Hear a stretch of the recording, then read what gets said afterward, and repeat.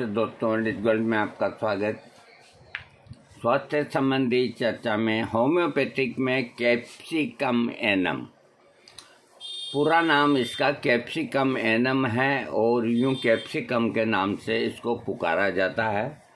ये एक बहुत श्रेष्ठ दवा है और इसके कोई साइड इफ़ेक्ट नहीं होते और ये 30 पोटेंसी में बहुत बढ़िया काम करती है। और याद रखें, ये चाहे लाल मिर्च से बनी है या हरी मिर्च से बनी है, तो जहाँ मिर्च लगने जैसी जलन हो शरीर के किसी भी अंग के अंदर, तो कैप्सिकम को न भूलें। इस वजह से ये एसिडिटी की भी एक बहुत प्यारी दवा है, क्योंकि एसिडिटी के अंदर यहाँ गले के अंदर छाती में इस तरह की जलन की अनुभूति होती है। कैप्सिकम औषधि उन कमज़ोर व्यक्तियों के लिए उपयोगी होती है जिनकी मांसपेशियाँ ढीली होती है, उनमें जैवी ताप की कमी रहती है। विभिन्न लक्षणों के आधार पर कैप्सिकम का प्रयोग होना चाहिए। इसके रोगी के मन की स्थिति जो होती है, बहुत ज़्यादा चिड़चिड़ा होना, हर समय अकेले और अपने आप में खोए रहना, किसी से ढंग से बात न करना, मन में हमेशा आत्महत्या करने जैसे ख्याल आना, जैसे मानसिक लक्षणों में रोगी को कैप्सिकम खिलाने से लाभ मिलता है। अजीर्ण से संबंधित लक्षण, अजीर्ण यानी कि पाचन शक्ति का कमजोर हो जाना। रोग के लक्षण जैसे कुछ भी खाकर हजम न होना, भोजन करने के बाद सीने में जलन होना। आगे ना बात मैंने शुरू में आपको बताई हो, लेकिन जलन मिर्च लगने जैसी होनी चाहिए। आपको देखो, इसमें यही एक कारण है कि रोगी ठीक नहीं होता। मेरी बात को समझो। आपको किसी होम्योपैथ ने नहीं समझाया इस बात को जो मैं समझा रहा हूँ। अब जब जलन आ गई तो कैप्सिकम मिर्च से बनी है, तो मिर्च लगने जैसी जलन है तो कैप्सिकम ठीक करेगी। कोयला धधकता है ऐसी जलन है तो कार्बोवेज ठीक करेगा। और जलन के अंदर अगर गर्मी से आराम मिलता है तो आर्सेनिक एल्ब ठीक करेगा। जलन के अंदर ठंड से आराम मिलता है तो सल्फर ठीक करेगा। अरे इतनी दवाइयाँ निकल आती है कि देनी तो एक पड़ेगी ना रोगी को। और वो एक दवा अगर उसको सही करेक्ट नहीं बैठी तो होम्योपैथिक में रोगी कभी ठीक नहीं हो सकता। ये मेरे जीवन का अनुभव है। 1967 के अंदर मैंने होम्योपैथिक का कोर्स पढ़ना शुरू किया। मैं इसका सबूत आपको 1-2 दिन में दूंगा। जो मैंने पहली पुस्तक खरीदी उसके ऊपर मेरे एक मित्र ने मेरे को दी खरीद। उनका नाम LL योगी, लक्ष्मण नारायण लाल योगी, वो मेरे मित्र थे। और जहाँ मैं रहता था वहीं किराए के मकान से वो हमारे पास ही रहते थे। और उन्होंने भी होम्योपैथिक कर रखी थी। उन्होंने मेरा लगाव देख के कहा कि गोपाल जी, ये किताब आपके लिए, ये पढ़ो। एलेंस की नोट्स, उसके ऊपर उनके हस्ताक्षर और तारीख लिखी हुई है। मैं कभी आपको किताब दिखाऊंगा, अभी उस स्टैंड पे रखी हुई है, मैं उतार नहीं सकता। तो 1967 से मैं इसके अंदर उतरा हुआ हूँ, तो 33 साल तो वो गए। और 22 ये गए, कितने हुए? 33, 43, 55 साल का अनुभव मुझे आयुर्वेद और होम्योपैथी का दोनों एक साथ साथ कई चिकित्सा पद्धतियों का 55 साल का अनुभव है और ये 55 साल का अनुभव कम नहीं होता।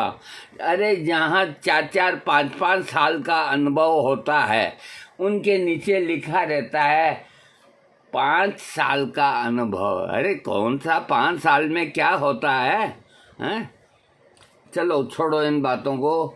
हाँ, तो मैं आपको बता रहा हूँ कि इस तरह की जलन के अंदर कैप्सिकम फायदा करती है। मानसिक रोगों में कैप्सिकम औषधि खिलाने से लाभ मिलता है। अजीर्ण का मैंने बता दिया, खाना हजम ना होना, भोजन करने के बाद सीने में जलन होना, खट्टी डकार आना, जीभ मिचलाना और सिर में दर्द आना कैप्सिकम औषधि का सेवन करने से बहुत लाभ होता है। एक चीज और बता देता हूँ, वो भी किसी ने नहीं बताई।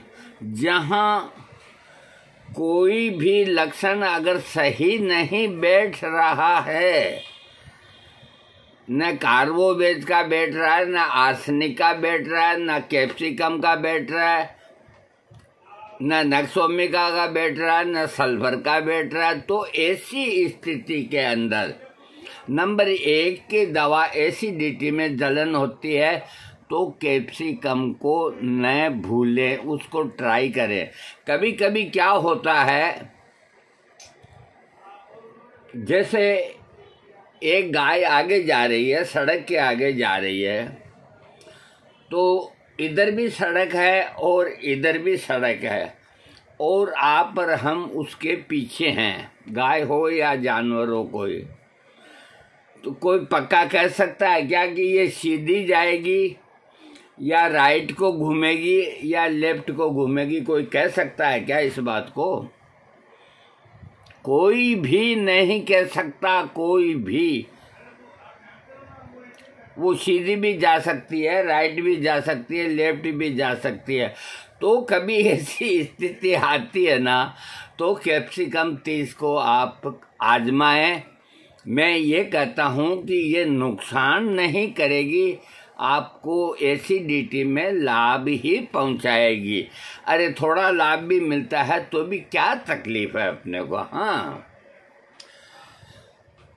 अब इसके सिर के जो लक्षण हैं, सिर में तेज दर्द होना, खांसी होने से सिर में दर्द होना, चेहरा बिल्कुल लाल हो जाना, सिर के रोगों के लक्षणों में कैप्सिकम औषधि का प्रयोग लाभदायक रहता है। कान के लक्षण,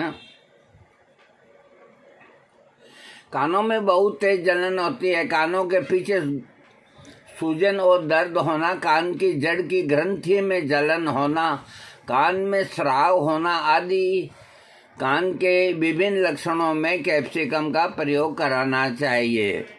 इसमें मल के जो लक्षण हैं, मल क्रिया के दौरान खूनी श्लेष्मा आना और जलन होना, यानी कि बुरा नहीं माने, कचौरी होती है, समोसा होता है या इस तरह की कोई चीज़ होती है, तो उसके अंदर बहुत अधिक मिर्च का इस्तेमाल होता है।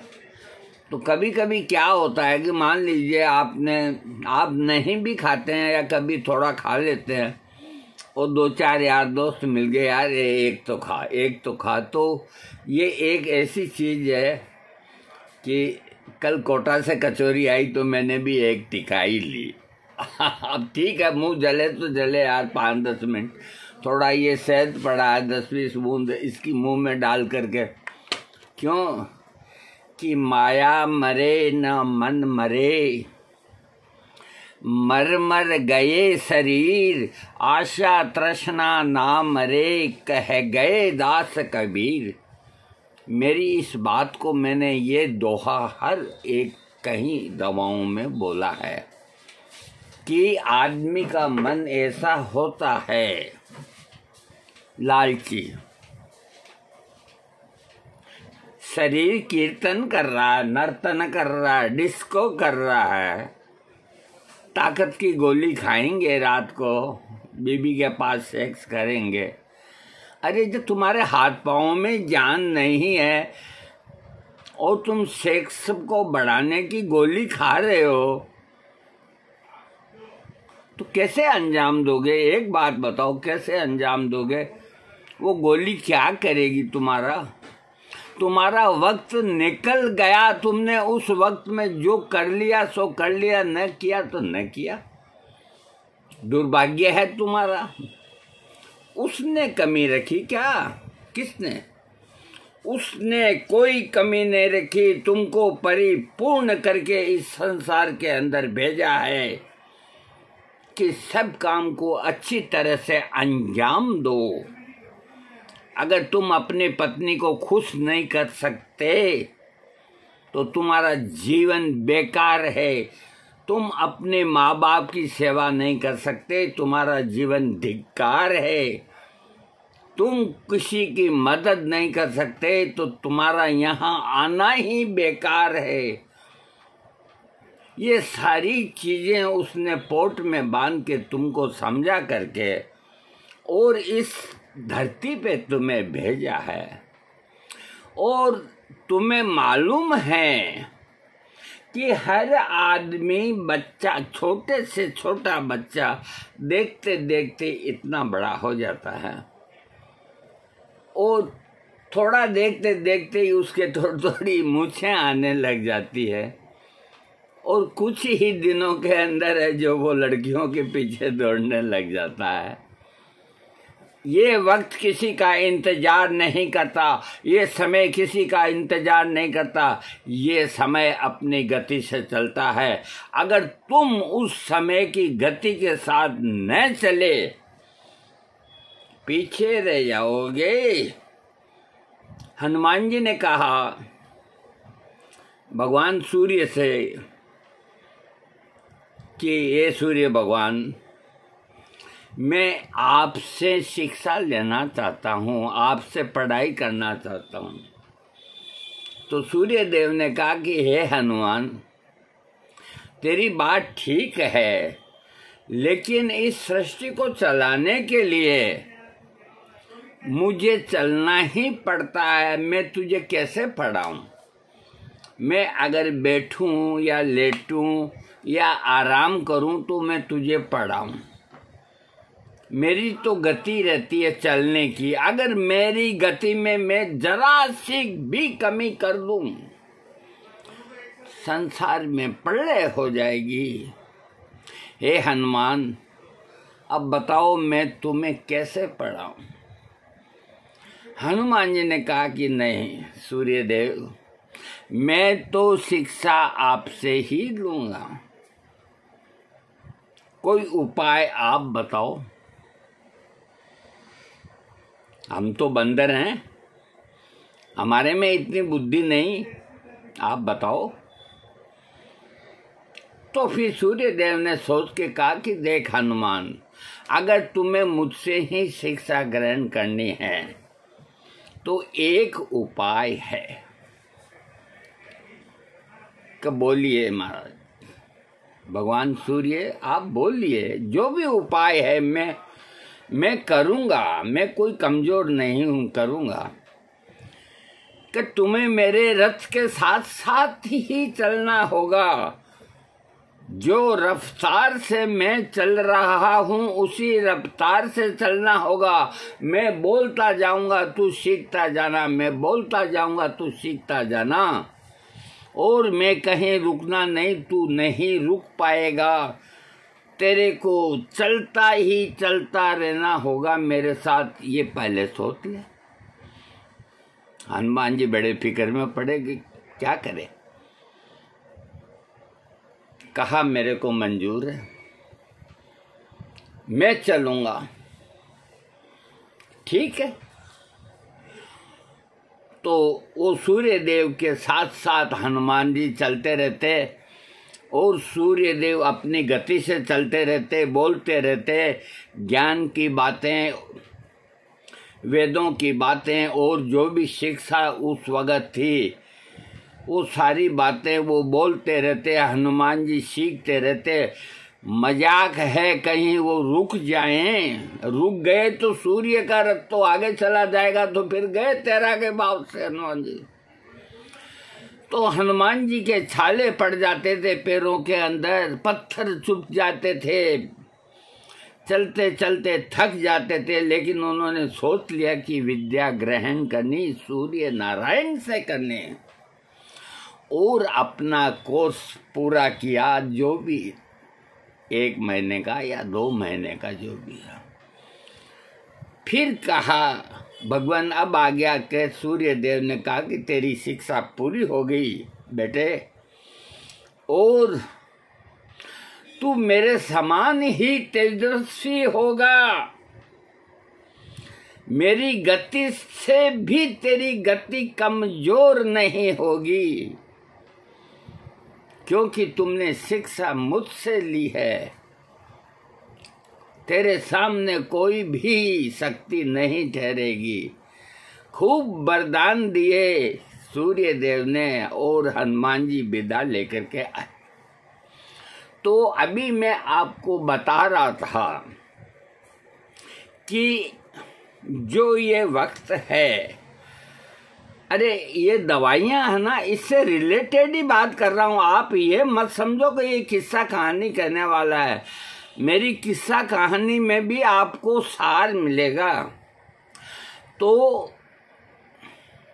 अपना अनुभव कहता हूँ, जो जवानी है तुम्हारी, स्वस्थ हो, निरोग अवस्था हो, और पार्क में बैठे ताश खेल रही हो 3 पत्ती,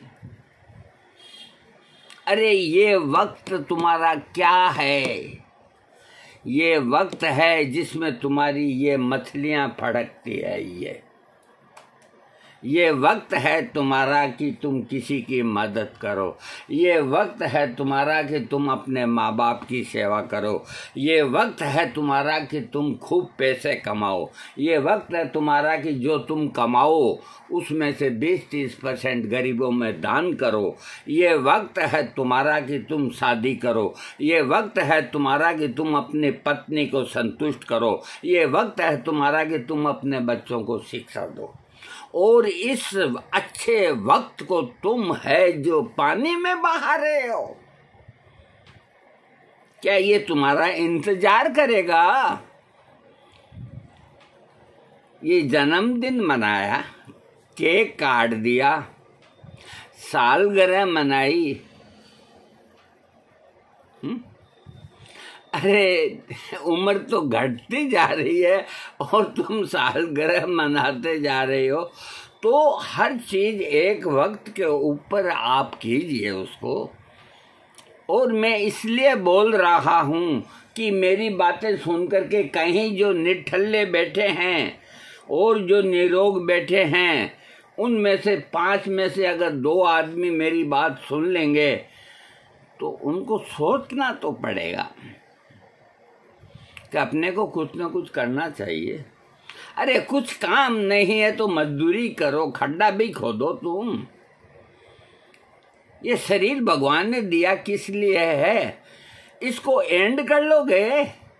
ये हाथों को अगर हिलाओगे नहीं तो ये जाम हो जाएंगे। कोई चीज ये यहाँ रख दो और इसको 4 दिन तक मत हिलाओ आप।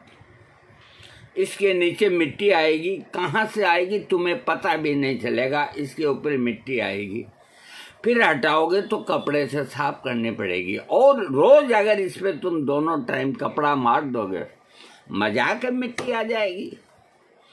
ये काया, ये शरीर इसी तरह से रचना करके भगवान ने तुम्हारे को भेजा है।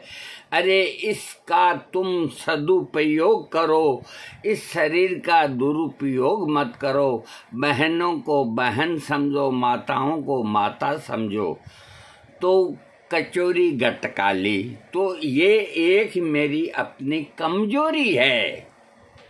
ये मानव की कमजोरी है कि वो अपने मन पे काबू न रख सका। अब जो खाने की चीज है उसे खाना चाहिए, लेकिन तुम खा करके सूं सूं करोगे, पानी पियोगे, मरा आंखों में आंसू आ गए तो फिर क्यों खाई? तुम्हें अधिकार नहीं, क्योंकि तुम पहले से ही अंदर से कमजोर हो। हाँ, वो खा सकते हैं जो 2-2, 3-3 कचौरी खा लेते हैं, आंख में आंसू नहीं आते, कोई फर्क नहीं पड़ता, हजम कर जाते हैं, उन्हें अधिकार है खाने का, तुम्हें नहीं है। तुम पहले अपने अग्नि को प्रज्वलित करो, तुम अपने आप को मजबूत बनाओ। लेकिन आदमी का जो मन है, माया मरे न मन मरे, जब आदमी शरीर से आसक्त हो जाता है, मैंने कई ऐसे आदमियों को देखा है जो मोटरसाइकिल के पीछे या जाते हैं और जहाँ भी लाल कपड़ा दिख गया तो निगाह यूं मारते हैं, अरे इससे क्या होगा भाई, क्या होगा। कोई खूबसूरत महिला आई तो उठने का नाम ही नहीं, उसकी तरफ ताकते रहेंगे, क्या मिला तुम्हें। है किसी के पास जवाब, लेकिन ताके बिना नहीं रहोगे तुम, क्योंकि माया मरे ना मन मरे, तुम्हारा अब शरीर तो साथ देता नहीं। तो वो कहते हैं ना कि बंदर बूढ़ा हो गया तो क्या हुआ, घुड़की देना तो नहीं भूलता। तो ये घुड़की छोड़ दो, जब देख लो कि अपना शरीर अब अपना साथ नहीं देता है, यौन कार्यों में या किसी भी कार्यों में, तो उसमें जबरदस्ती मत करो। अपने आप को एक ईश्वर के सुपर्द कर दो। जो तुम्हारे सामने 22 साल की जाती है या 42 साल की जाती है या 82 साल की जाती है, सबको एक ही निगाह से, ख्याल ही मत लाओ कुछ दिमाग के अंदर। लेकिन नहीं, इंसान का स्वभाव होता है, उसको कैसे बदले। खैर, हाँ, मल क्रिया के दौरान खूनी श्लेष्मा आना और जलन होना, मल त्याग के बाद कमर में खिंचाव आना, प्यास और कंपकपी महसूस होना, खूनी बवासीर, मल द्वार में दर्द होना आदि लक्षणों में कैप्सिकम औषधि देने से रोगी को आराम पड़ता है। कैप्सिकम, इसका मेरे को पूरा याद नहीं रहा, मदर टिंचर भी काम आता, लेकिन आप मदर टिंचर ना लो, आप कैप्सिकम 30 पोटेंसी लो। वो जितने एसिडिटी के रोगी हैं वो सब दवाइयाँ ले चुके हैं, वो लक्षण मिला के ले चुके हैं, रोबिनिया होम्योपैथिक में ले चुके हैं, एलोपैथिक के अंदर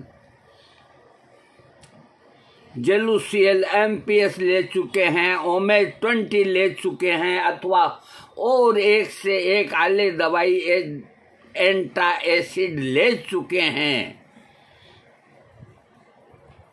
उन लोगों को एक बार कैप्सिकम एनम 30 पोटेंसी, अरे एक खुराक खाओगे ना, यहाँ जलन हो रही है, एक खुराक 30 पोटेंसी की जीभ पे डाल दोगे तो तुम्हें यूं लगेगा कि ये क्या हुआ, क्या हुआ। ये ऐसी प्यारी दवाइयाँ महात्मा हेनीमैन तुमको देके गए हैं। अरे भाई, क्यों नहीं काम में लेते रहे इनको, हैं? ले लिया करो काम में, थोड़े लक्षण मिलाया करो। कोई बहुत बड़ा डॉक्टर हो उसके पास जाने की भी जरूरत नहीं, जो छोटा डॉक्टर है, जो तुम्हारी 2 बात सुने, उसके पास जाया करो कि मुझे ये प्रॉब्लम है, तुम्हें आराम मिलेगा। इसमें कोई दूर ऐसे संदेह करने की बात नहीं। आज हम जब YouTube खोल के देख रहे थे, देखो एक बात बताते हैं हम, तो एक डॉक्टर पैसे से डॉक्टर थी, वो स्त्रीलिंग थी, हाँ डॉक्टर थी, और सेक्स संबंधी कोई प्रोडक्ट बेच रही थी। तो वहाँ उसका नीचे डिस्क्रिप्शन में नंबर था मोबाइल का, तो हमने कहा भाई हमें भी ज्ञान चाहिए, इस उम्र में भी ज्ञान चाहिए, इसमें क्या बात हुई, ज्ञान देने वालों की कमी नहीं होती। तो हमने फ़ोन लगाया तो उसकी असिस्टेंट ने फ़ोन अटेंड किया। क्या काम है? मैंने कहा हमें जानकारी लेनी है इस प्रोडक्ट की, डॉक्टर से बात कराओ। तो डॉक्टर से तो अपॉइंटमेंट लेना होगा आपको। मैंने कहा धंधा वो कर रही है, मैं कर रहा हूँ।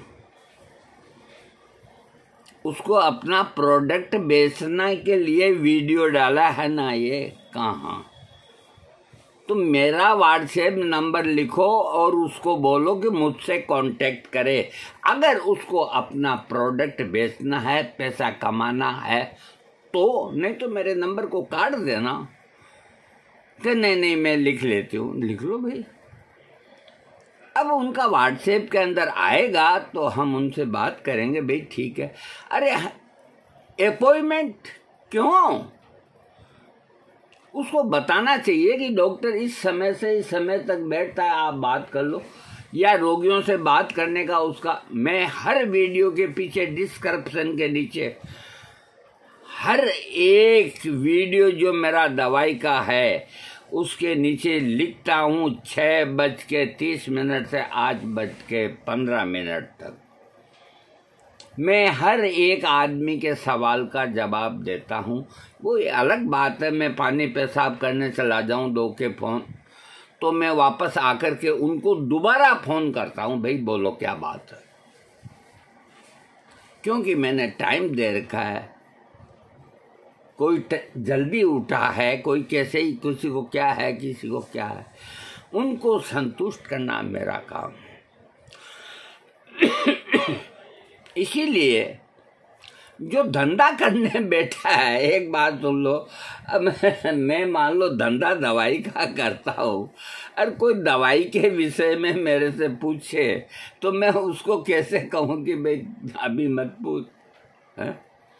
उसको अच्छा जवाब तो देना ही होगा ना कि भाई देख तसल्ली से तेरी बात सुनेंगे, मैं उस वक्त फ्री हूँ, तुम मेरे से बात करना।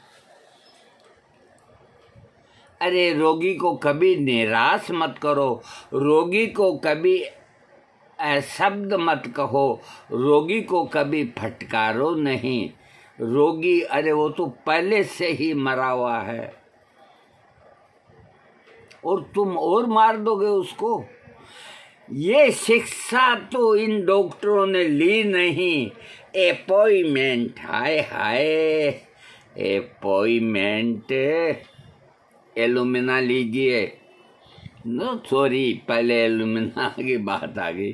कैप्सिकम लो, शरीर में कहीं भी जलन हो, पेशाब में जलन हो, गले में जलन हो, छाती में जलन हो, लेट्रिन में जलन हो, कैप्सिकम 30, 4-5 दिन ले लो, फायदा होता है तो कंटिन्यू कर दो 1 महीना, नहीं तो जैसे आराम बंद कर दो। थैंक्स।